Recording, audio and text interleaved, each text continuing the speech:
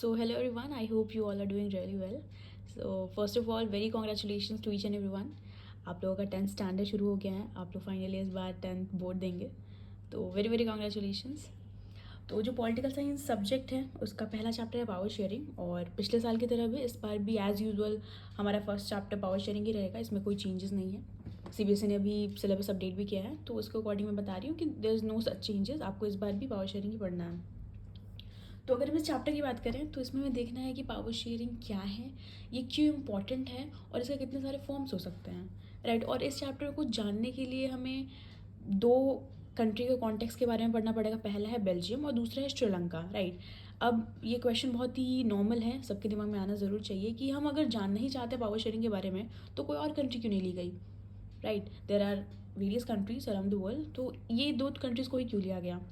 सो उसका रीज़न बहुत ही सिंपल है. ये दो कंट्रीज़ में हमें कल्चर डाइवर्सिटी, वेरिएशन, डिफरेंसेस देखने को मिलते हैं, जिस तरीके से हम ईजिली समझ पाएंगे कि पावर शेयरिंग क्यों ज़रूरी है. तो जो हमारा पहला टॉपिक आता है वो है बेल्जियम. हमें बेल्जियम के बारे में थोड़ा ज्योग्राफिकल कॉन्टेक्स्ट देखना है इसका, साथ ही साथ देखना है इसका इथनिक कंपोजिशन. इथनिक कंपोजिशन बोलने का मतलब होता है कल्चरल कंपोजिशन, जिसका मतलब ये हो सकता है कि वहाँ कौन कौन सी कम्युनिटीज़ रहती हैं, कौन कौन से लैंग्वेजेस बोले जाते हैं. तो सबसे पहले ये देखते हैं कि बेल्जियम का ज्योग्राफिकल कॉन्टेक्स्ट क्या है. सो जैसा कि यहाँ लिखा हुआ है कि it is a small country in Europe. ये एक छोटी सी कंट्री यूरोप में, और इसके बॉर्डर्स जो हैं वो 4 कंट्रीज़ के साथ टच करते हैं. पहला है फ्रांस, दूसरा है नीदरलैंड, तीसरा है जर्मनी और लास्ट है लुजमबर्ग. इसकी पॉपुलेशन 1 करोड़ से थोड़ा ज़्यादा है, और ये अगर हम कंपेयर करें इंडिया के स्टेट हरियाणा से तो उसकी पॉपुलेशन की आधी मानी जाएगी. मतलब कि हरियाणा स्टेट की जितनी पॉपुलेशन है उसकी आधी पॉपुलेशन बेल्जियम की है. I hope this is very clear. अब अगर हम इतने कंपोजिशन की बात कर रहे हैं तो लेट्स इमेजिन कि 100% पीपल हैं पूरे कंट्री में. उसमें से क्या है कि 59% पीपल जो हैं वो फ्लेमिश रीजन में रह रहे हैं और 40% पीपल जो हैं वो वॉलोनियर रीजन में रह रहे हैं. अब जो 59% पीपल फ्लेमिश रीजन में रहते हैं वो क्या बोलते हैं, डच लैंग्वेज. और जो 40% पीपल वॉलोनियर रीजन में रहते हैं वो क्या बोलते हैं, फ्रेंच. अब 59 + 40 that is 99, right, that is 99. Rest जो 1% बच गया वो जर्मन लैंग्वेज बोलते हैं. Now Brussels. अब अगर हम ब्रूसल्स की बात करें जो कि बेल्जियम का कैपिटल है, उसमें 80% पीपल फ्रेंच बोलते हैं और 20% पीपल डच बोलते हैं. अगर आप देखें तो अगर पूरी होल कंट्री की बात की जाए बेल्जियम की, तो वहाँ डच स्पीकिंग पीपल मेजॉरिटी में है, लेकिन जो कैपिटल है उसमें फ्रेंच पीपल मेजॉरिटी में है और जो डच है वो माइनॉरिटी में है. सो अभी हमने जो है वो बेल्जियम के जोग्राफिकल कॉन्टेक्स्ट को देख लिया, साथ ही साथ इथनिक कंपोजिशन को भी देख लिया.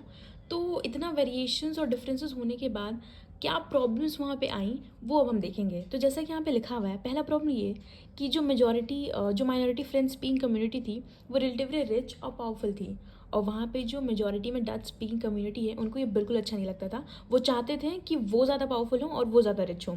और एक और कारण ये भी है कि उनको इकोनॉमिक डेवलपमेंट और एजुकेशन जो है वो बहुत टाइम के बाद मिला था. तो इस वजह से इन दोनों कम्युनिटीज़ के बीच में काफ़ी कॉन्फ्लिक्ट और टेंशन रहा 1950s और 1916 के दौरान. ब्रूसल्स के पास एक स्पेशल प्रॉब्लम थी, वो ये थी कि जो डच स्पीकिंग कम्युनिटी है जो कि पूरे होल कंट्री में मेजॉरिटी में है वो यहाँ पे माइनॉरिटी में थी, और जो फ्रेंच स्पीकिंग कम्युनिटी पूरे होल कंट्री में माइनॉरिटी में है वो यहाँ पे मेजॉरिटी में थी. तो इसकी वजह से काफ़ी ज़्यादा ब्रूसल्स के पास एक स्पेशल प्रॉब्लम क्रिएट हो जाती थी. अब हम बेल्जियम के बारे में पढ़ चुके हैं, वहाँ का जोग्राफिकल कॉन्टेक्स्ट, वहाँ की इतनी कंपोजिशन, क्या क्या प्रॉब्लम्स अराइज हुई वो भी. अब बात कर लेते हैं श्रीलंका के बारे में. तो जैसा कि हम जानते हैं कि जब आप मैप ऑफ इंडिया देखोगे तो सबसे कॉर्नर में एक कंट्री है जो कि श्रीलंका है, और एक आइलैंड नेशन है. ये आइलैंड पे स्थित एक कंट्री है. अब इस कंट्री की पॉपुलेशन जो है वो 2 करोड़ की है, और ये हरियाणा की पॉपुलेशन से एकदम सेम है. क्योंकि हमने पिछले बार भी कंपेयर किया था बेल्जियम से, तो बेल्जियम की जो पॉपुलेशन वो 1 करोड़ है, तो वो ऑब्वियसली हरियाणा की पॉपुलेशन से हाफ होगी, क्योंकि हरियाणा का पॉपुलेशन 2 करोड़ है, जो कि सेम होगा श्रीलंका से. I hope this is clear. अब अगर हम इतने कंपोजिशन की बात करें तो ऑब्वियस ही बात है यहाँ का भी इतने कंपोजिशन काफ़ी डाइवर्स था. और यहाँ पे सोशल ग्रुप्स जो हैं वो, एक पहला सोशल ग्रुप है सिन्हाला स्पीकर्स, दूसरा है तमिल स्पीकर्स. श्रीलंका में 2 लैंग्वेज बहुत प्रोमिनेंट है, पहला सिन्हाला और दूसरा है तमिल. तो इसी बेसिस पे सोशल ग्रुप्स भी डिवाइड हो गए हैं, पहले हैं सिन्हाला स्पीकर्स और दूसरे हैं तमिल स्पीकर्स. अब जो सिन्हाला स्पीकर्स हैं वो 74% है होल ऑफ द पॉपुलेशन के, और जो तमिल स्पीकर्स है वो 18% है होल ऑफ द पॉपुलेशन के. जो सिन्हाला स्पीकर्स हैं उनका रिलीजन यहाँ पे स्पेसिफाई कर दिया गया है कि ज़्यादातर उसमें बुद्धिस्ट पाए गए हैं, और जो तमिल स्पीकर्स हैं उसमें हिंदू और मुस्लिम दोनों ही हैं. अब फर्दर तमिल स्पीकर्स को क्लासीफाई गया है 2 पार्ट में, पहला है श्रीलंकन तमिल्स और दूसरा है इंडियन तमिल्स. तो श्रीलंकन तमिल्स कौन हुए, इंडियन तमिल्स कौन हुए, इनको भी थोड़ा जान लेते हैं। तो श्रीलंकन तमिल्स वो तमिल्स हैं जो नेटिवली श्रीलंका से बिलोंग करते हैं, जो कहीं से माइग्रेट करके नहीं आए हैं।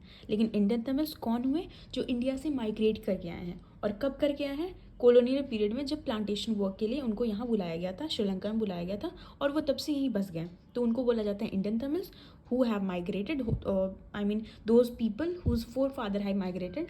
और जो श्रीलंकन तमिल्स हैं वो नेटिवली श्रीलंका के ही तमिल्स हैं। तो इनका प्रोपोर्शन 13% है आउट ऑफ 18, और इनका है 5% आउट ऑफ 18।